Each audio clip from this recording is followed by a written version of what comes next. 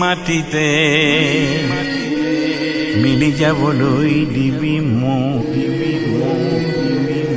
বুকুৰ আপোনেই মাটি মোৰ উপজা ঠাই ঘূৰি আহিম মই জনমে জনমে